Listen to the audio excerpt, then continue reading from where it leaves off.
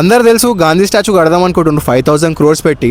చాలామంది అపార్ట్మెంట్స్లో ఉన్న వాళ్ళు ఏమనుకుర్రు అంటే అరే ఇక్కడ ఏదో మంచిగా చేస్తున్నారు, మూసీ రివర్ క్లీన్ చేస్తున్నారు, అవి మంచిగా చేస్తున్నారు అనుకుర్రు. కానీ చూస్తే వీళ్ళకే నోటీసెస్ పంపించి వీళ్ళని ఖాళీ చేద్దాం అనుకుంటున్నారు. 450 ఫ్యామిలీస్ పైన ఉన్నాయి. ఈఎంఐస్ కట్టేది ఉంటుంది, మళ్ళీ ఫ్యామిలీ ప్రాబ్లమ్స్ ఉంటుంది, అవి ఇవి కట్టేది ఉంటే మనకు తెలిసిందే.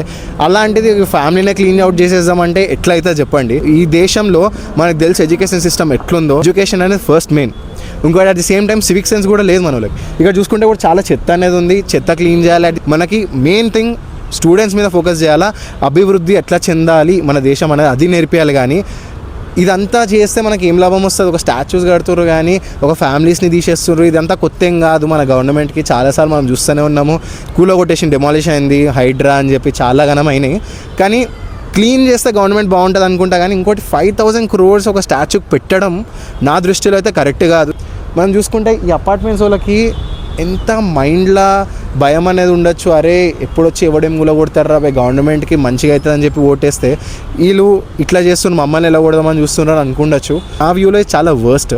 ఎందుకంటే ఫస్ట్ వాళ్ళ ఇంట్లోకి వెళ్ళి తీయద్దు. ఇల్లు అనేది main. You can't take them out of their houses.